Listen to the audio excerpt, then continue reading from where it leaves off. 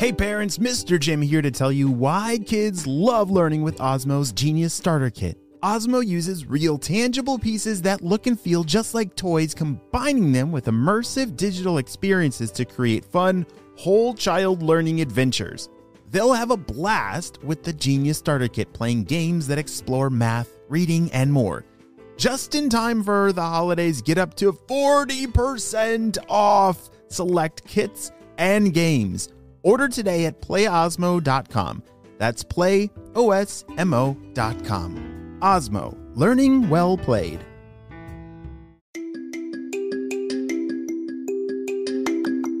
Hey friends, it's Mr. Jim and welcome back to Kids Animal Stories. Have you signed up for your free Critter Protector badge? Yeah, we wanted to make these Critter Protector badges so that we can send them to you in the mail for free so that you can for real be on the Critter Protector team. That means if you love critters of all shapes and sizes, we're going to work together to protect them both around the world and in our backyards. Well, friends, are you ready for part 2 of this adventure? Me too, let's go!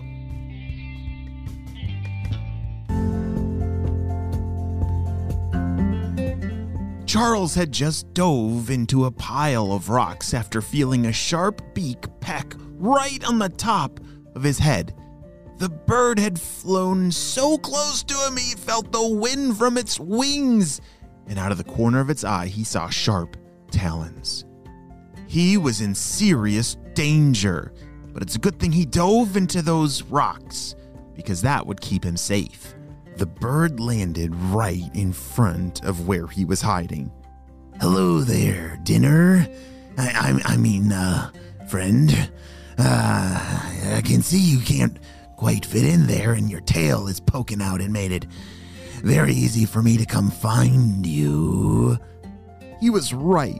Charles's tail was sticking out of the pile of rocks that he dove into. It wasn't quite deep enough for him to pull his whole body in there, and some of his tail was poking out. "Don't mind me. I'm just gonna grab onto your tail and pull you on out so we can have a conversation about supper time." The bird's beak grabbed onto Charles's tail and started to pull. Charles was scared, but he knew exactly what to do. He puffed up his body really big, filled it up with air. And do you know what that did? Yeah, so he was in this crevice of all these little rocks, and if he blew himself up kind of like a balloon, it wedged himself in there. And remember that very rough sandpaper skin of his? Yes, that helped secure him against the rock, so as hard as the bird could pull on his tail, Charles the Chuckwalla was not budging an inch. "Come on now, why do you gotta be so difficult here? Oh, there's gonna be a much easier dinner for me somewhere else. All right, buddy, I'll see you next time." The red-tailed hawk flew away, giving up after realizing there was no use in him pulling anymore because that lizard was not moving an inch.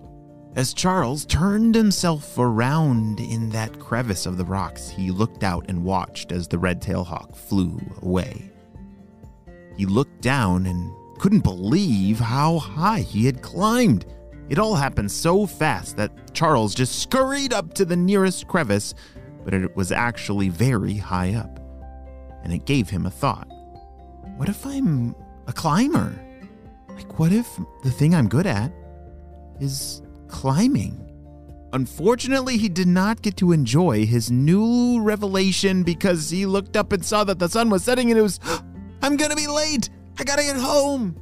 screamed Charles as he ran as fast as he could, which was a lot faster than normal. That practice the other day, I think it did help him get faster. He saw his mother waiting up ahead. "Charles, we were so worried," his mother said as she ran towards him. "I'm sorry, Mom. This red-tailed hawk, it tried to get me. Don't worry, I'm okay." She gave Charles a big hug and said, "How did you get away from that red-tailed hawk? They're such fast flyers."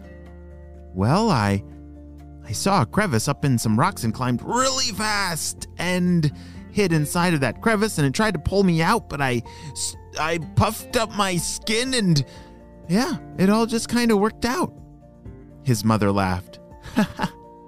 "You know, Charles, we haven't ever talked about those things, but climbing and fitting into rocks like that is one of our defense mechanisms. They're skills that critters like us have.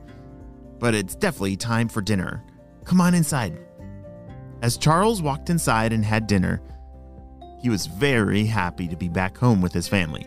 But later that night, he thought long and hard about the past couple days, about how he had tried all those different things that it just didn't go so well. But climbing, maybe that was what he was meant to do. Climbing. The next day, Charles had a new pep in his step. He had a new sense of confidence and a new thing that he was going to try. He was on his way to see Louis, Sean, and Amari, all of his friends, and just before reaching Amari's home, he came across a new sign that had been put on the billboard in the city. "Climbing Club starting Monday. Need climbers." Charles' eyes got so big, he couldn't believe it. "There's a climbing club?" he said. "That sounds perfect." Charles couldn't believe what he was seeing, and it's such the perfect moment. He looked at the location, make sure, and soaked in all the details on the flyer. Practice at 3 p.m. sharp near the boulders. "All right, I'm going to be there. I think that is what I'm going to do." That afternoon, Charles and his friends talked about each of their sports, and Charles happily shared his excitement for the climbing club. They all agreed that they thought Charles would be a great climber, especially after he told them the story about getting away from that red-tailed hawk. Holy smokes, that was a close one. But because of his climbing, he was able to squeeze into that little place and hide from that red-tailed hawk. And so just remember, it never hurts to try new things, but nothing beats the feeling of finding what makes you shine. And I think Charles has found just that in climbing boulders. This may be the end of our story, but it is only just the beginning of the amazing climbing adventures that lie ahead for Charles the Chuckwalla. The end.